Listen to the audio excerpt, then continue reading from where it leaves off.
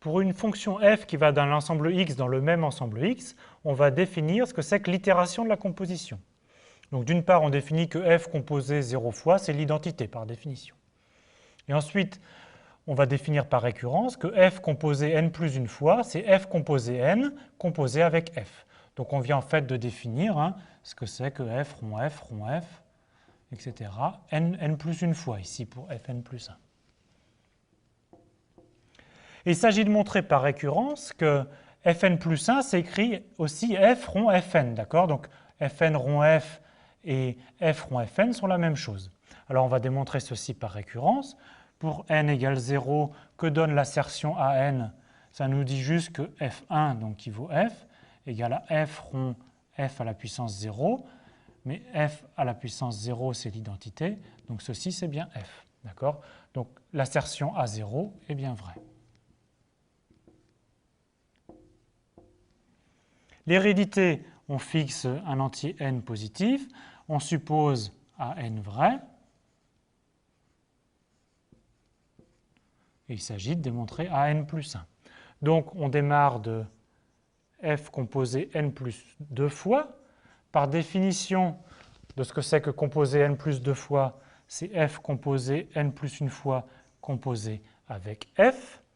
Mais on vient par hypothèse de récurrence, f composé n plus une fois, c'est f rond fn. D'accord? C'est f rond fn. Donc là, on utilise notre hypothèse AN composée avec f. Maintenant, la composition est associative, c'est-à-dire qu'on peut changer les parenthèses. Donc ceci est la même chose que f parenthèse fn composé avec f. Mais fn rond f, par définition, c'est exactement fn plus 1. Et ça, c'est exactement ce qu'on voulait montrer au cran n plus 2. Donc on vient de démontrer que an plus 1 est vrai. Et donc, par récurrence, on vient de démontrer que pour tout n, on a bien f rond fn égale à fn rond f.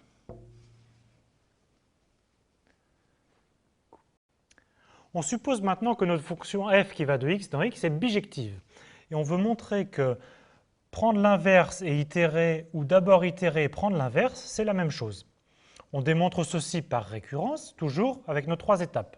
Étape d'initialisation, pour n égale 0. Alors pour n égale 0, c'est trivial. Qu'est-ce que c'est que f-1 composé 0 fois? On a dit que par définition, c'était l'identité. Et l'inverse de f0, qui est donc l'inverse de l'identité, c'est l'identité. Donc on a bien b0 qui est vrai.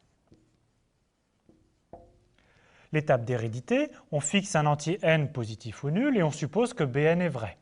Alors je vous ai écrit les étapes de la démonstration. On commence par prendre l'inverse et itérer n plus une fois. Par définition de ce que c'est qu'une itérée n plus une fois mais appliquée à f-1, ça donne f-1 itéré n fois composé avec f-1. Donc ça, c'est la définition de l'itération n plus une fois.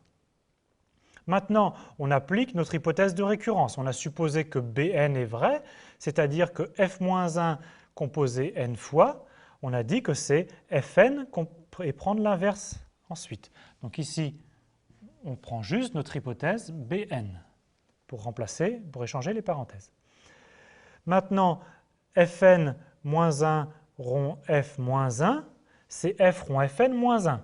Ceci, c'est exactement dire que prendre l'inverse d'une composition. L'inverse d'une composition, c'est la composée des inverses, mais attention, il faut changer le sens. D'accord? Donc ici, c'est bien l'inverse d'une composition. Ça donne la composition des inverses. Et donc, on vient de démontrer exactement que Bn plus 1 est vrai. Par le principe de récurrence, nous savons que pour tout n, f-1 itéré n fois, c'est f itéré n fois et ensuite prendre l'inverse.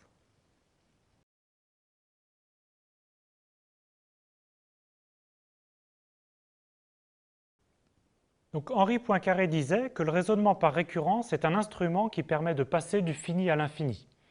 Alors en effet, avec le principe de récurrence, en un nombre fini d'étapes, on arrive à montrer une infinité de choses. Donc c'est en fait un outil très puissant.